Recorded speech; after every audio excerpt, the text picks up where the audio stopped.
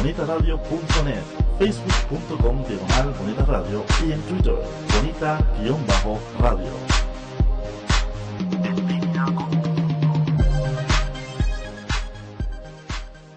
Las expresiones vertidas en el siguiente programa no representan necesariamente la opinión de Bonita Radio. Las opiniones son exclusivas de sus autores.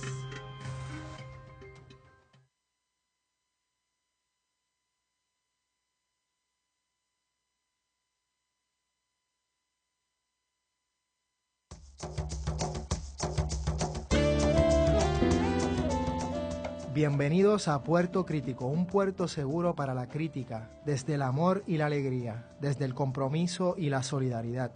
Un espacio de análisis y debate donde la ciudad y el pensamiento crítico son protagonistas.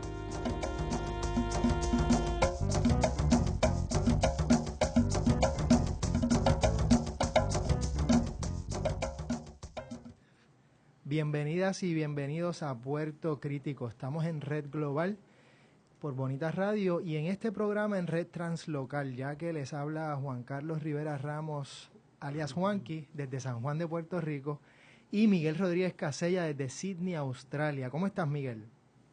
Muy bien y muy contento de tener a este extraordinario invitado que vas a anunciar en unos breves instantes. Eso es así. Nuestro invitado es un protagonista en el debate y la promoción de los derechos y libertades civiles en Puerto Rico. Es un teórico y practicante del derecho y autor de varios libros y artículos académicos. También escribe en la prensa y en distintas revistas culturales sobre temas de democracia, derecho y justicia social. Tenemos el gusto y el honor de contar con el catedrático y exdecano de la Escuela de Derecho de la Universidad de Puerto Rico, Efrén Rivera Ramos. Bienvenido, Efrén. Muchísimas gracias, es un placer estar aquí con ustedes dos, Juan Carlos y Miguel. Efrén, ¿cómo comenzar? Tal vez hablando un poco sobre el contexto en el que se ha creado por llamarle así, el derecho o la jurisprudencia en Puerto Rico, ¿no? Ese mapa geopolítico, por llamarle de esa forma.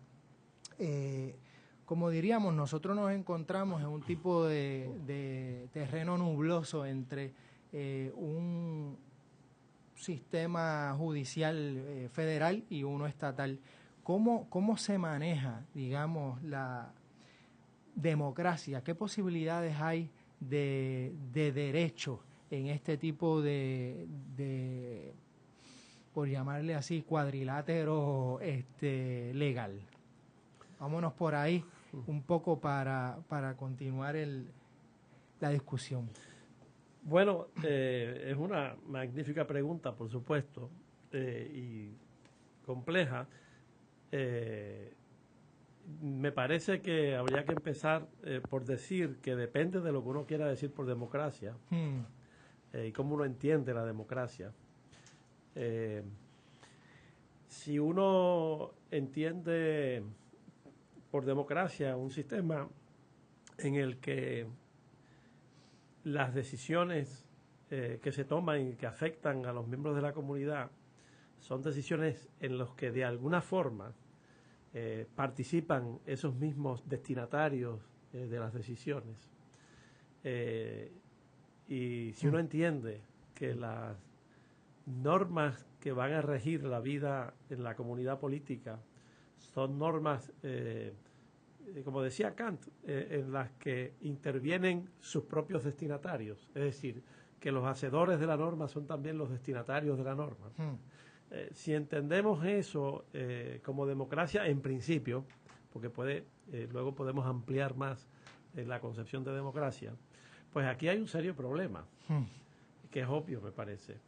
Es el problema de que nuestra comunidad política vive constantemente bajo el influjo de normas en cuya factura no participamos o no participamos de manera significativa. Y eso tiene que ver con todo el ámbito de la legislación federal. Incluso tiene que ver con el ámbito de la Constitución federal, la Constitución, las leyes, los reglamentos. si uno piensa que la democracia se puede definir, ¿verdad? Como básicamente como democracia representativa, en la cual las decisiones no es que las toman directamente los afectados, sino sus representantes, ¿no?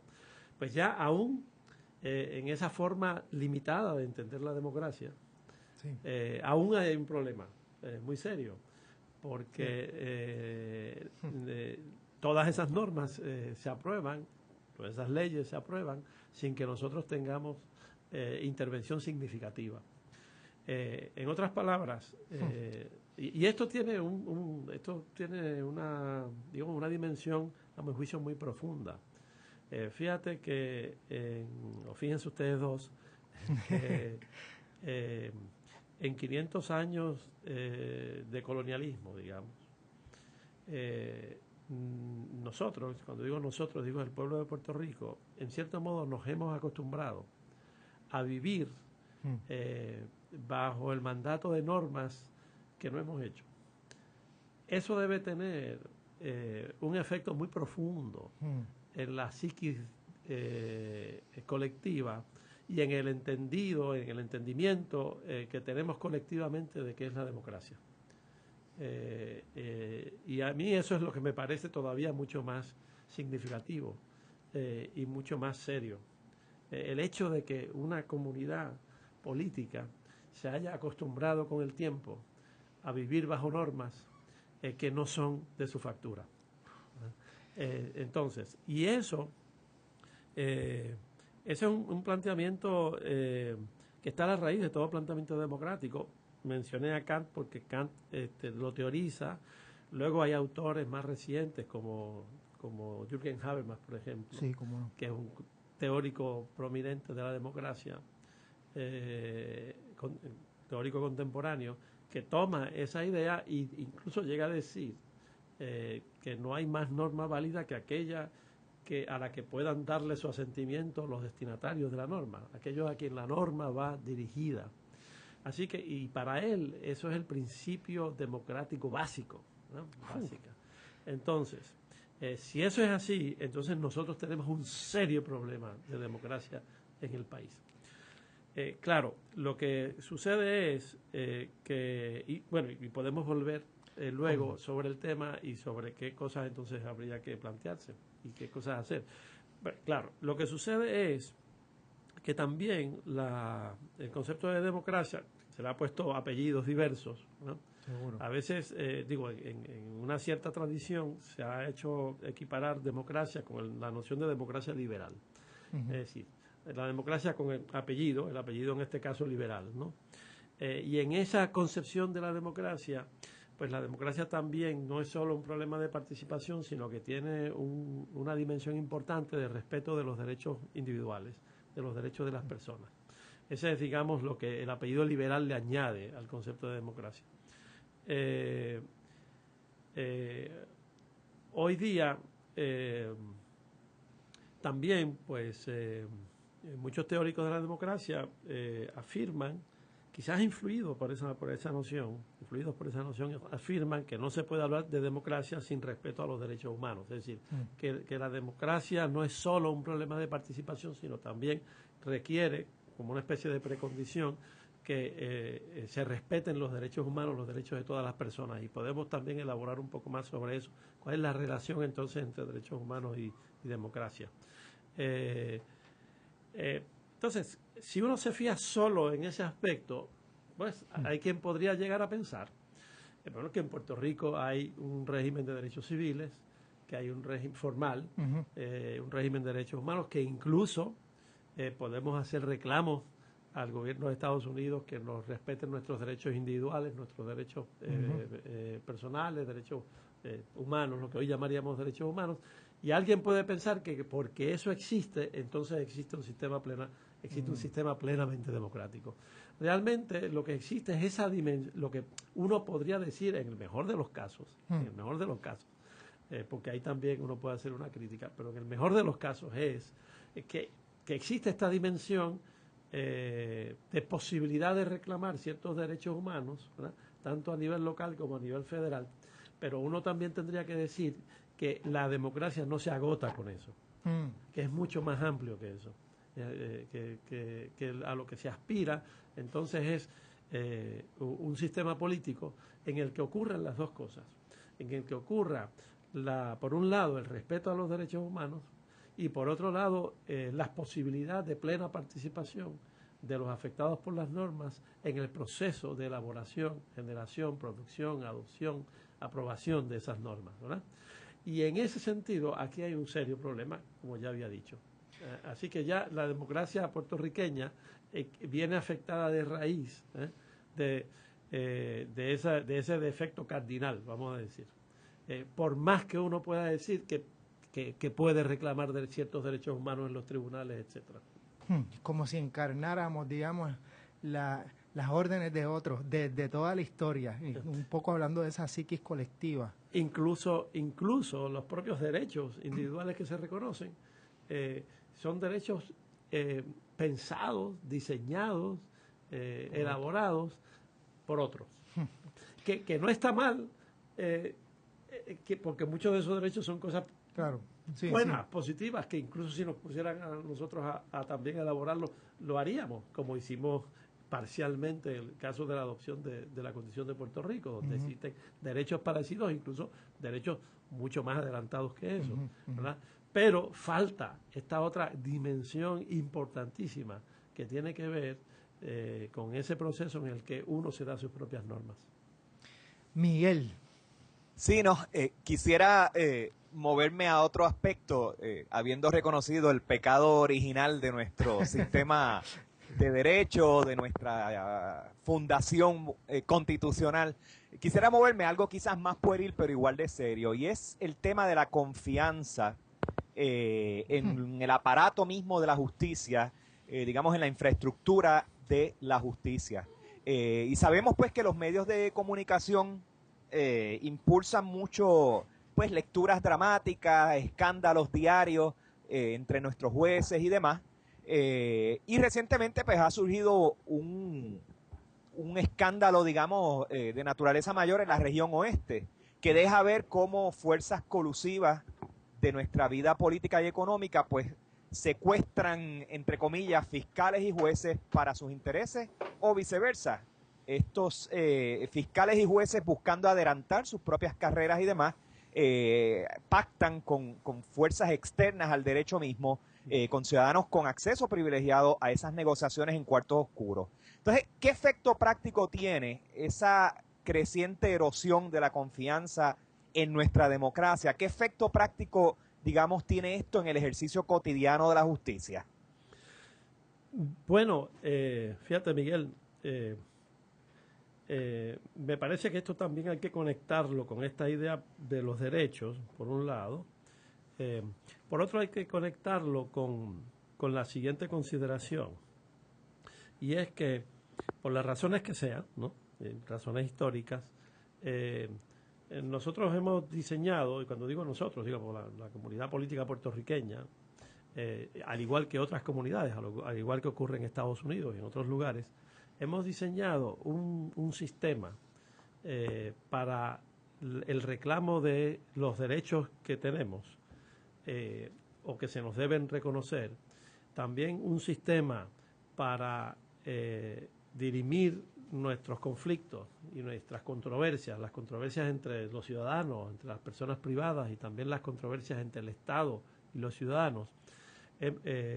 Hemos diseñado un sistema que descansa en la existencia de estos organismos que llamamos tribunales, ¿no?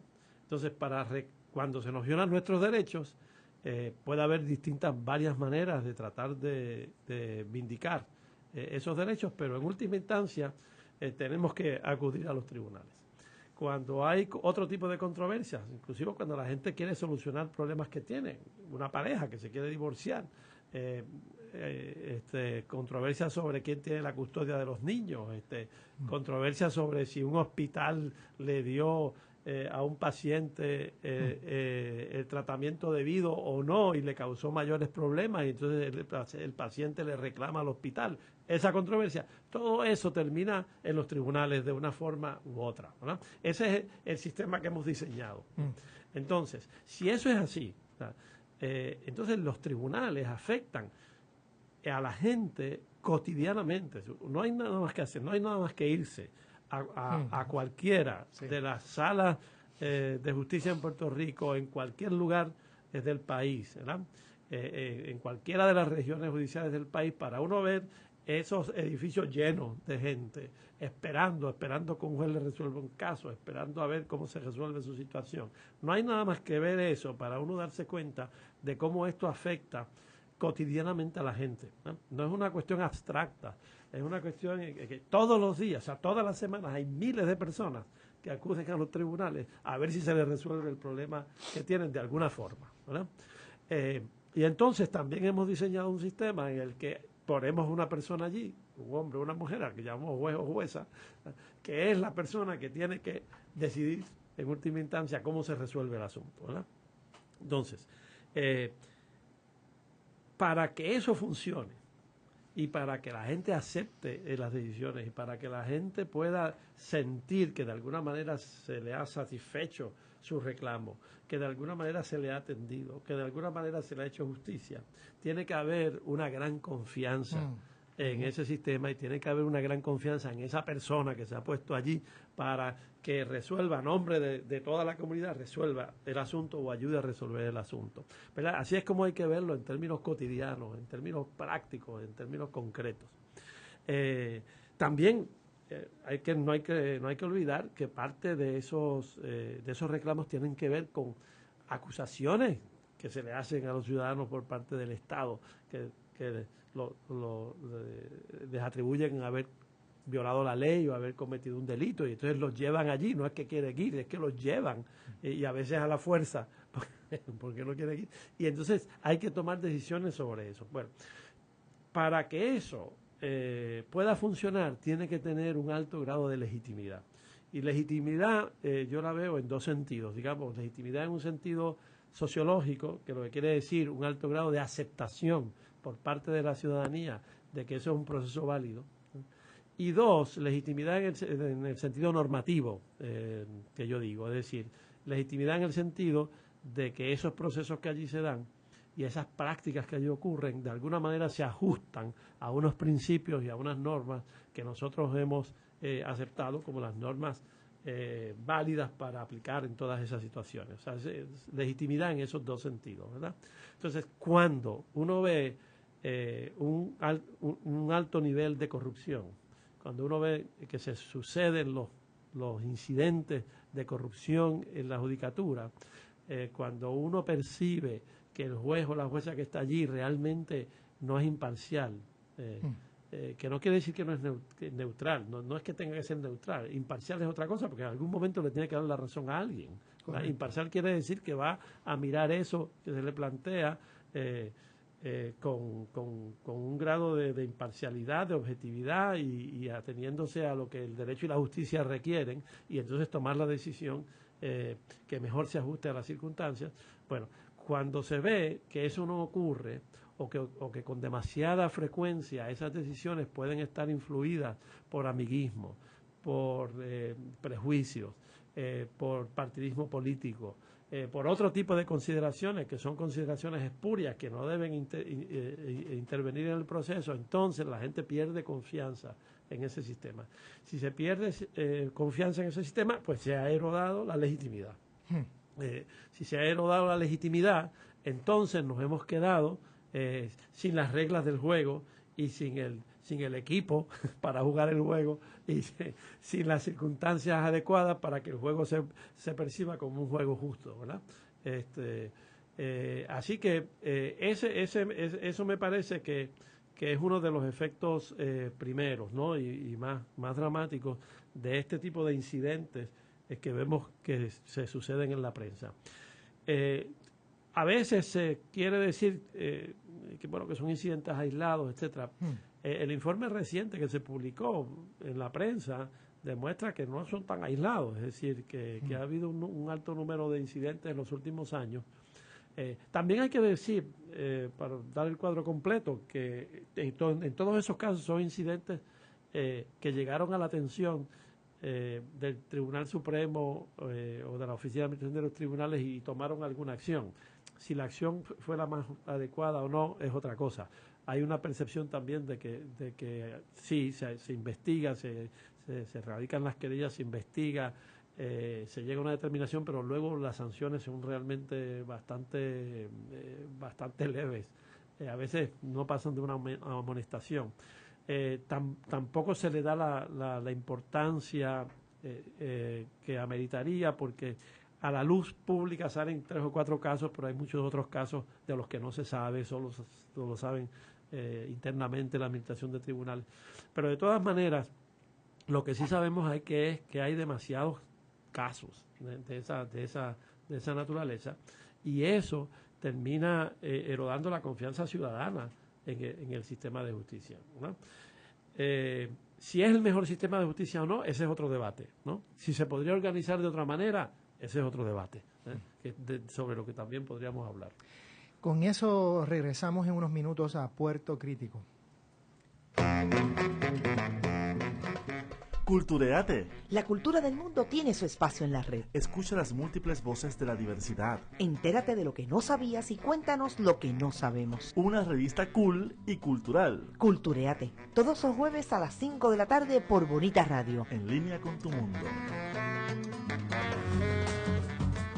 Retorcidos, un programa dirigido a informar y educar sobre temas que afectan la comunidad LGBT. Escúchanos todos los miércoles a las 6 p.m. por Bonita Radio, en línea con tu mundo.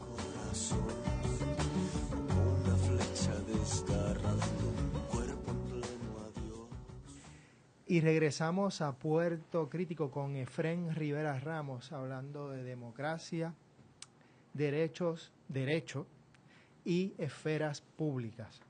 Efrén, habías mencionado al principio a Kant, también mencionaste a Habermas, y sabemos que eres una de esas voces importantes que teoriza desde el derecho, algo que tal vez algunos de nosotros no estamos muy acostumbrados a ver, aunque hay otras voces por ahí muy importantes, como la amiga Erika Fontanés, Irán, entre otros, que sí lo hacen y otros que lo habrán hecho. ¿Qué otros autores y autoras o qué otras, digamos, perspectivas crees que son importantes o son importantes para ti en estas discusiones?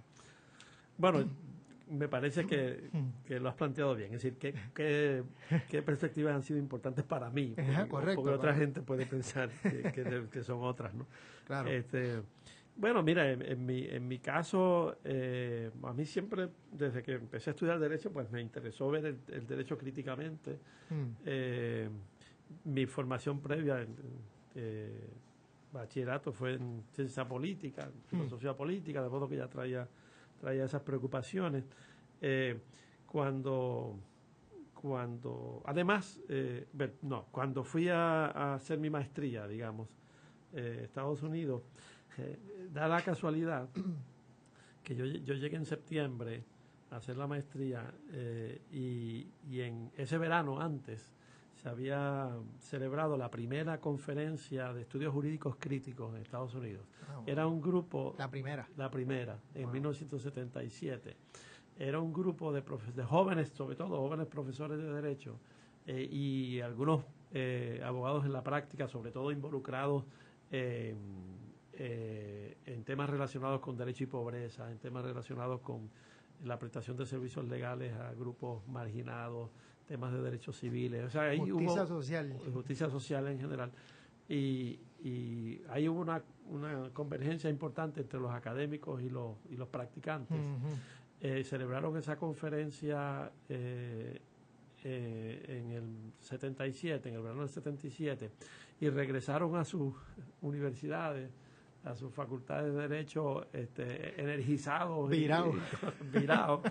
Y entonces yo llego en ese momento, y es un momento en que empieza a desarrollarse esto que luego se convierte en un movimiento importante, que es el movimiento de estudios jurídicos críticos. Y ese movimiento, lo interesante era que muchos de sus participantes lo que estaban tratando de hacer era traer al derecho, sobre todo perspectivas de otras disciplinas, de otros campos del saber. Muchos se habían puesto a estudiar en serio sobre todo a representantes de la teoría crítica europea, mucha influencia de la Escuela de Frankfurt, mucha influencia de Horkheimer, Adorno y los otros miembros de la Escuela de Frankfurt. Además, también habían rescatado un poco parte de una tradición más vieja de Estados Unidos de los años 30, que era el movimiento del realismo jurídico. Y entonces eso empezó a propagarse. Yo tuve la fortuna de estudiar con algunos de los miembros de ese movimiento, que luego se convirtieron en los grandes nombres del movimiento, el profesor Roberto Mangabeira Unger, que es un brasileño que por muchos años fue profesor en la Universidad de Harvard y que ha escrito numerosos trabajos sobre teoría del derecho, pero desde una perspectiva crítica. El profesor Duncan Kennedy y el profesor Richard Parker, que fue mi asesor de tesis, que trabajaba sobre todo temas de derecho constitucional, pero también desde una perspectiva crítica en la que incorporaba consideraciones de teoría política, de filosofía política, etcétera. Y así sucesivamente, de modo que eso fue una influencia interesante. Yo también pues me había dedicado a estudiar un poco las fuentes del marxismo, Marx, Engels y luego algunos marxistas posteriores. Gramsci, según el libro. Gramsci fue importantísimo, porque me parece que es uno de los teóricos marxistas más creativos y por eso quizás ha perdurado tanto. Luego ocurre una cosa, empecé a estudiar, a trabajar estos temas, etcétera, pero luego más tarde me voy a hacer el doctorado, en este caso a Inglaterra, y allí cuando llego lo que estaba en apogeo era todo el planteamiento posmoderno, digamos. Y lo interesante fue encontrar, distinto a lo que había ocurrido y estaba ocurriendo en otros lugares, en que marxistas y posmodernos se pusieron a pelear entre sí. Los marxistas ingleses entablaron un diálogo bastante fructífero con los llamados autores posmodernos. Y de ahí surgieron unos trabajos muy interesantes. Ahí también, autores luego propiamente que trabajaban la teoría del derecho de una perspectiva crítica, como E.P. Thompson, por ejemplo, que es un historiador inglés que ha hecho trabajos extraordinarios sobre el desarrollo histórico del derecho en Inglaterra, desde una perspectiva crítica.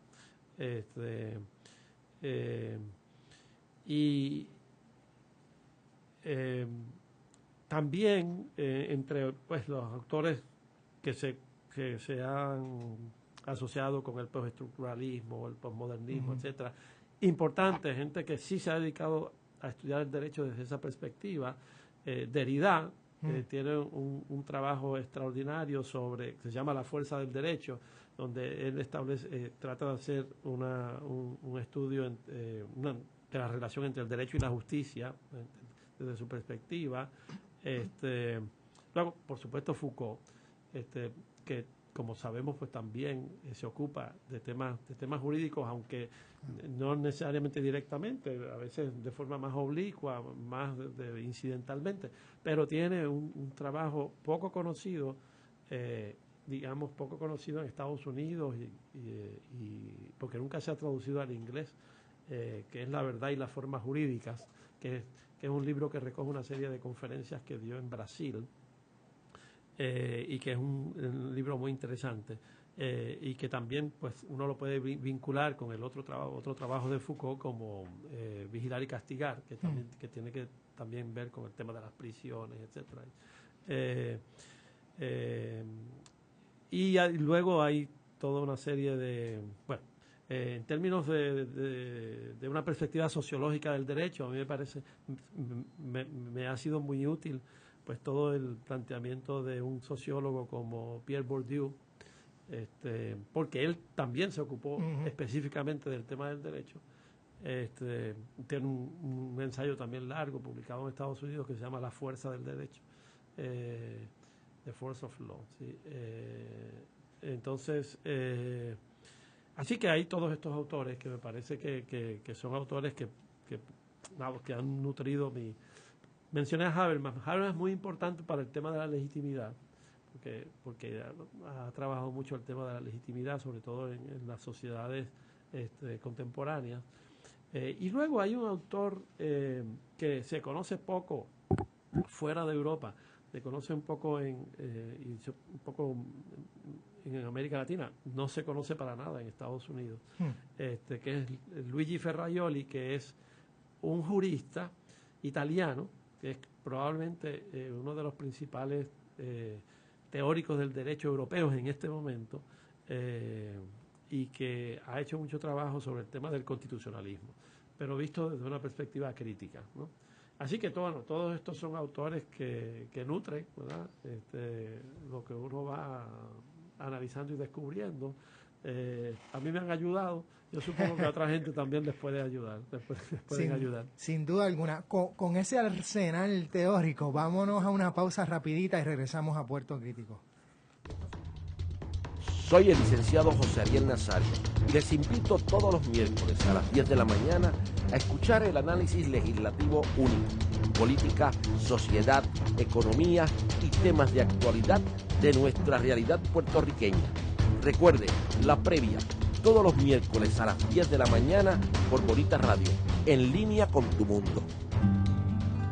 De Letras, todos los jueves. A las 6 de la tarde usted Tiene una cita con el mundo de la literatura. por aquí, por Bonita Radio. Con Dinora Marzán. Y Emilio del Carril.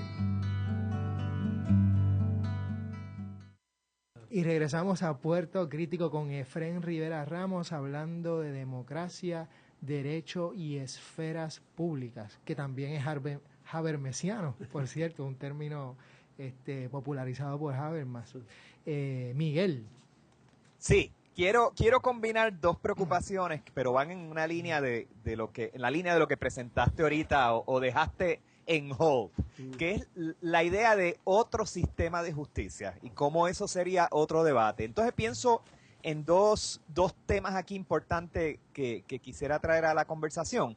Por un lado, un poco la frustración de que muchos de estos avances en el pensamiento crítico dentro del derecho, en la infección del derecho con otros campos del conocimiento, infección en el buen sentido de la palabra, son contaminaciones bienvenidas, la preocupación de que eso tarda en llegar, digamos, a la esfera práctica del ejercicio mismo de la justicia, digamos, a nuestros jueces, a nuestros gestores de la justicia, y cómo, pues, transformaciones que nos harían pensar en otras formas del derecho, es lento el caminar de esos nuevos conceptos, de esas nuevas figuras, pues, al ejercicio mismo de la justicia, por un lado. Entonces, por otro lado, te quería traer a la atención las posibilidades que abre el Internet, pues con toda la proliferación de blogs, páginas cibernéticas, redes sociales y demás, a ampliar la discusión de la justicia y del derecho más allá de simplemente los entendidos, y un poco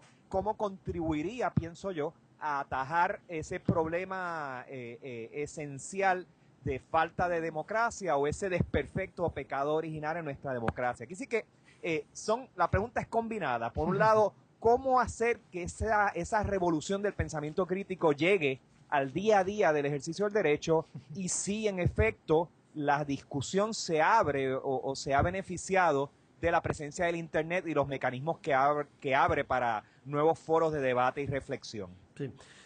Bueno, mira, en cuanto a lo primero, a mí me parece que lo que hay que hacer es trabajar en diversos niveles. Por un lado, es importante la reflexión teórica.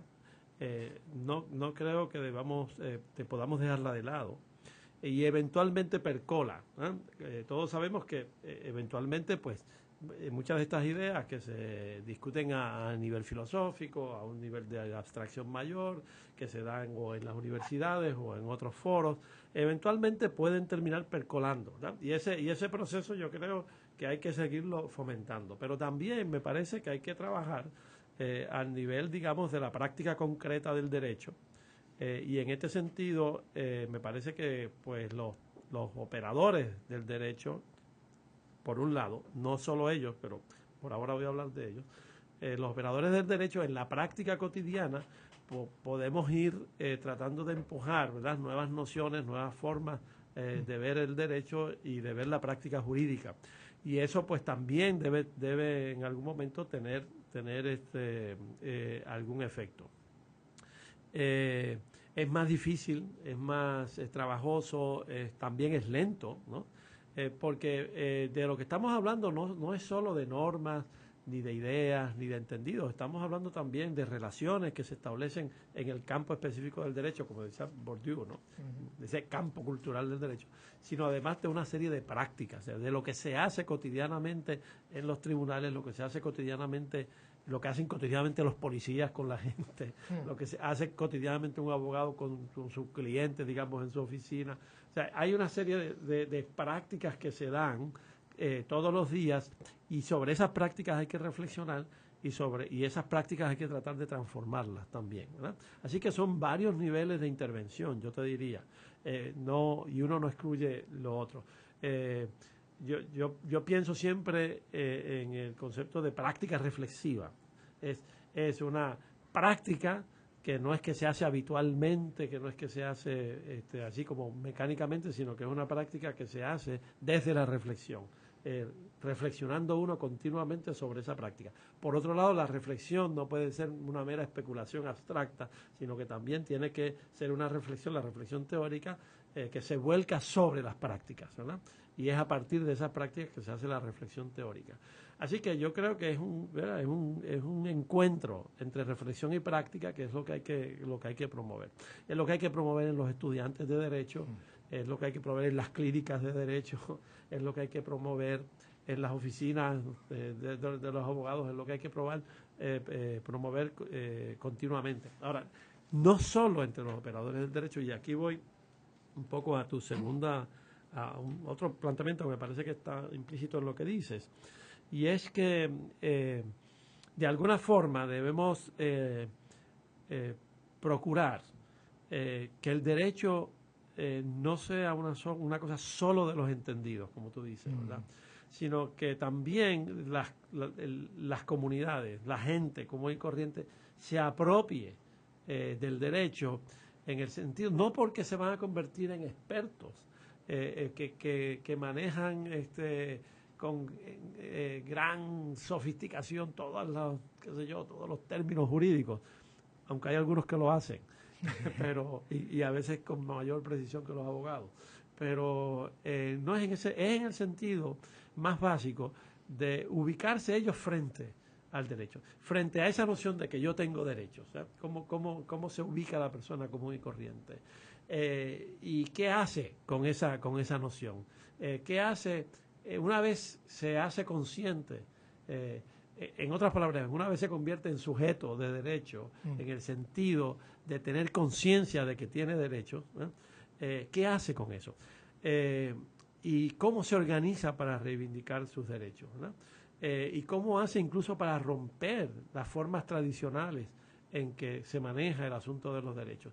Y yo creo que eso hay que trabajarlo con la gente, con las comunidades, y hay que trabajarlo desde la educación, no desde una educación, digamos, vista como decía Paulo Freire, ¿verdad?, de forma bancaria, en que vamos los abogados que somos los que sabemos y le decimos a los que no saben qué es lo que tienen que saber sobre el derecho, sino en diálogo constante con esos sectores, diálogo que va produciendo un mejor entendimiento de parte de la gente de qué significa tener derechos, y que también va produciendo un mejor entendimiento de parte de los abogados y de los juristas y de los entendidos, un mejor entendimiento de qué significa eso para la gente, ¿verdad? Y eso solamente se puede obtener mediante la interacción continua con los más diversos sectores de la comunidad. Así que en ese sentido hay que hacer ese trabajo ahí también. Y la posibilidad de un nuevo sistema de justicia solo puede nacer de ahí. No van a nacer de los entendidos, no van a nacer de las escuelas de derecho, aunque las escuelas deben contribuir, pero no van a nacer de ahí exclusivamente, van a nacer de las prácticas cotidianas de la gente en su enfrentamiento con la idea de que son sujetos de derecho, y en su enfrentamiento con las instituciones que vienen llamadas a hacer que esos derechos estén vigentes, ¿verdad? Así que es un trabajo que se da a todos esos niveles. Luego, el tema de la Internet. Pues mira, sobre esto yo pienso lo siguiente. A mí me parece que la Internet y todos los medios, estos nuevos medios sociales, han abierto un enorme campo de posibilidades que pueden aprovecharse muy bien. Claro, lo que yo no haría sería idealizar eso, como no idealizaría ningún otro campo de posibilidades, porque todos los campos de posibilidades son eso, de posibilidades. Entonces, lo que sí habría que hacer es aprovecharlos al máximo para ese proceso de educación, para ese proceso, educación entendida como yo la describí, para ese proceso de intercambio de ideas, de imaginación de nuevas formas de trabajar con el derecho y hacer que quizás gente, grupos, etcétera, que no habían tenido acceso fácil a estos a estas reflexiones lo puedan tener ahora de forma más fácil que antes. También hay que recordar que existe tal cosa como la brecha digital, es decir, eso no está accesible a todo el mundo y eso también hay que entenderlo, y entonces uno de los trabajos que hay que hacer es hacerlo lo más accesible posible, y ese es un campo de trabajo importante para todo el que esté metido en esto, ¿no? Ya sea en el derecho o ya sea en el campo de los medios de comunicación, en el campo de la Internet, porque ese nuevo medio que ha surgido también puede crear exclusiones, ¿verdad? Y crea exclusiones. Entonces, porque lo que uno tiene que entender es que estos son instrumentos, que son medios y que abren posibilidades, pero también pueden crear exclusiones. Entonces uno tiene que trabajar con la imprenta. Cuando surgió abrió posibilidades inmensas, también creó exclusiones de los que no sabían leer o los que no tenían acceso al material impreso. Entonces ahí se abría otro campo de lucha, vamos a decir, para ampliar eso, ¿verdad? Así que yo veo la Internet de esta forma. La Internet me parece que no es buena ni mala en sí misma, es una posibilidad, pero como posibilidad puede frustrarse en su uso o puede fructificar, ¿verdad? Así que, y yo creo que ese es el trabajo que tenemos. Pero eso se da con la Internet ahora y se ha dado con otras cosas, como mencioné, con la imprenta. Quizás ahora hay nuevas formas que asumen esas posibilidades y nuevas formas que asumen las nuevas exclusiones, ¿verdad? Y con eso hay que trabajar. No, sin duda alguna. Por cierto, hace poco hubo unas marchas, me parece que en México, para que no se controle desde el Estado el Internet. Así que esas luchas se están dando y es muy cierto de que pueden ser luchas que pueden excluir, como bien pasó con la imprenta, y el mismo mencionó Freire, el mismo trabajo de Paulo Freire, en parte, ¿no?, surge de ese proceso de alfabetización para que no haya esa exclusión. Así que un poco cómo todos estos mecanismos podrían servir para esa educación que usted menciona. Además que son mecanismos que también pueden servir para el control de la gente. Sin duda. Y que están sirviendo y que lo sabemos. Entonces ahí se ha abierto otro campo de lucha nuevo, de cómo evitar que el control que antes se daba por otros medios y por otras vías ahora se dé por este otro medio. Así que por eso yo siempre pienso en posibilidades y limitaciones, ¿no? ¿Cuáles son las posibilidades y cuáles son los límites, ¿no? Y eso yo creo que nos ayuda a pensar un poco sobre cómo enfrentarnos a estos fenómenos. Y me parece que contestó ya esta otra pregunta de manera bastante clara, pero quisiera tal vez traer otra vez un poco el hecho, o digamos desde nuestra perspectiva, que de alguna forma hay muchas dinámicas y debates que surgen desde aspectos ético-políticos y que de alguna manera se van despolitizando mientras se van legalizando. En otras palabras, o legalizar tal vez no es la palabra, pero como muchas luchas que surgen en el ámbito del espacio público, por llamarle así, o en la lucha política, terminan en los tribunales y de alguna manera sí son los expertos y las expertas los que de alguna forma llegan a una decisión, los resuelven, entre comillas, y ya. y no se va a una profundización mayor acerca precisamente de esos elementos mucho más éticos, políticos y radicales en el sentido de ir a la raíz de los asuntos. Vamos a una pausa y regresamos a Puerto Crítico. Se mira con las manos y se toca con los ojos. Veo. ¿Qué ves? ¿Qué miran las niñas de tus ojos? Color, Forma, vacíos imagen. y texto en Veo. El primer museo virtual lo escucha y lo ve a la 1 de la tarde, sábados alternos por Bonita Radio, en línea con tu mundo. Retorcidos, un programa dirigido a informar y educar sobre temas que afectan la comunidad LGBT. Escúchanos todos los miércoles a las 6 p.m. por Bonita Radio, en línea con tu mundo. Una flecha desgarrando un cuerpo en pleno adiós. Y regresamos a Puerto Crítico con Efrén Rivera Ramos. Y Efrén, estábamos hablando un poco de ese proceso, que a veces estas luchas, cuando llegan al espacio jurídico, se despolitizan o se desradicalizan, por llamarle así de alguna forma. Mira, eso fue una preocupación muy importante en los años 70, cuando se dieron todas aquellas luchas, tanto en Estados Unidos como en Puerto Rico, en torno a derechos civiles o en torno al ambiente, las luchas feministas, las luchas de diversas comunidades, relacionadas con temas relacionados con la pobreza, etcétera.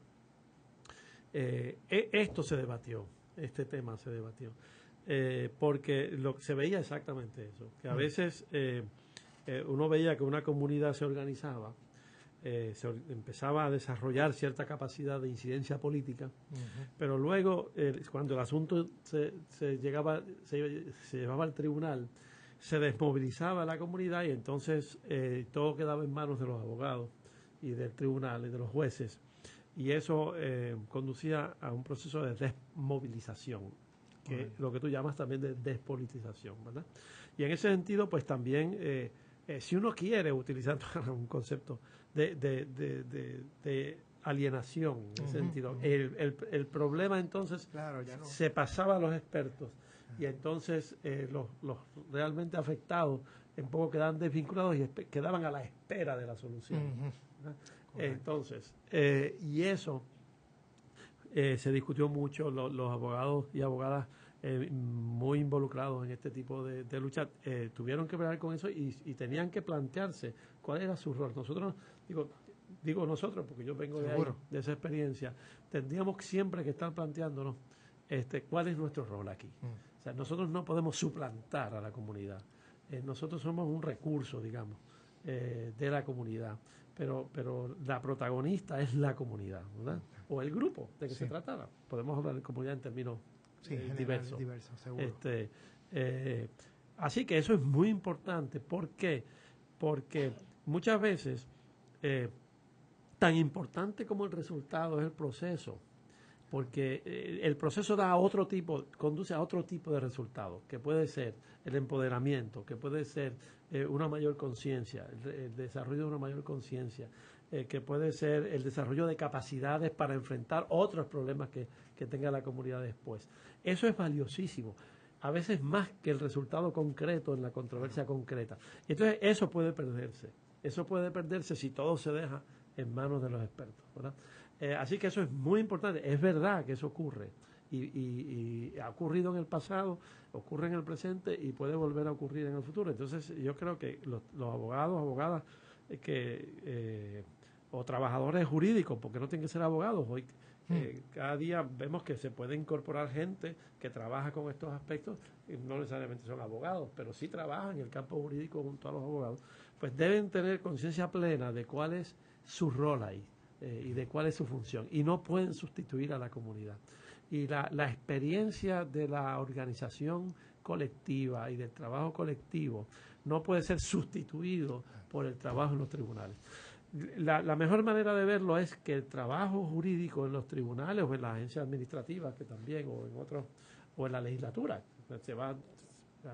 una comunidad lleva un planteamiento a la legislatura, ponen al abogado a hablar a nombre de la comunidad, debería ser el líder comunitario con el asesoramiento del abogado.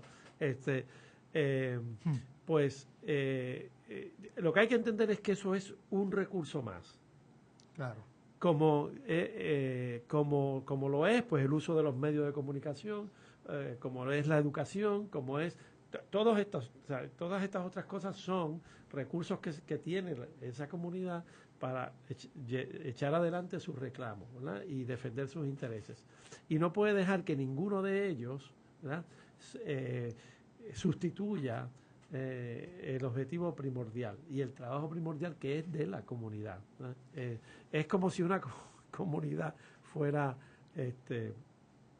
utilizara un programa de radio para adelantar su cosa y entonces de momento se desvincular y digan que sigan los del programa de radio dando la lucha. Pues no, claro. Pues no.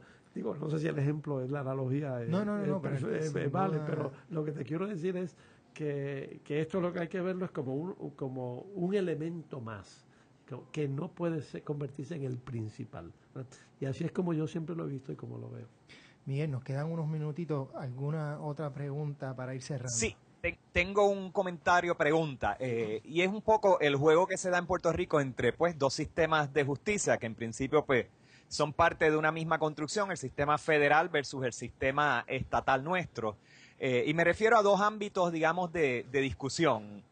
Uno pudiera interpretar que desde el derecho norteamericano, pues, la propiedad privada y la defensa y protección de la propiedad privada tiene un rol singular y que de ese origen al presente, pues, con el auge del neoliberalismo como doctrina económica, aparentemente se ha infiltrado en el ejercicio y en la concepción del derecho al punto de que uno tiene decisiones del Supremo Federal con respecto al financiamiento de campañas que aparecen ahora como un ámbito de absoluta desregulación donde intereses privados neoliberales en filiación tienen ahora controles enormes del proceso de las leyes, de los nombramientos incluso desde las Cortes Federales. Pero cuando vamos al ámbito, y eso pues tiene un efecto en Puerto Rico, vamos al ámbito local, estatal digamos, y encontramos pues que derechos que han sido concedidos por la vía digamos federal, como la separación de iglesia y Estado, que es otro gran principio federal, aunque sea ratificado por nuestra Constitución y demás, en Puerto Rico estamos viendo un movimiento en la dirección opuesta, donde en la esfera política y en ocasiones avalada por los propios tribunales, está permitiendo una erosión de ese principio de iglesia y Estado. Entonces la pregunta es combinada. En este juego de baloncesto entre dos sistemas de justicia que corren a la vez, donde uno parece darnos derechos y otros parece quitárnoslos, donde una colectividad cultural en Puerto Rico parecería moverse en una dirección contra derechos que tenemos desde la esfera federal, como sería la separación de iglesia y Estado. ¿Cómo posicionarnos en este juego de baloncesto entre dos fuerzas que parecen quitar y poner, darnos y quitarnos derechos a la misma vez? Bueno, mira, para empezar, el tema de la propiedad, no hay que olvidar que en sus orígenes todo el ordenamiento jurídico liberal tenía como base la idea de la propiedad, eso desde el principio. Y eso no es necesariamente que se infiltra, sino que estaba ahí ya. Lo que ocurre es que con el desarrollo del llamado estado de bienestar, empiezan a hacérsele, digamos, a erodarse un poco el carácter absoluto de la propiedad y a desarrollarse pues nuevas doctrinas jurídicas, etcétera, para ponerle límites al uso abusivo, digamos, de la propiedad. Pero hay una vuelta con el neoliberalismo, ¿verdad? Hay una vuelta para desreglamentar y una vuelta para darle nuevas riendas, digamos, sobre todo al poder de la propiedad y ahora el poder del capital. Pero bueno, eso por ese lado. En términos del sistema federal y el sistema estatal, pero esto es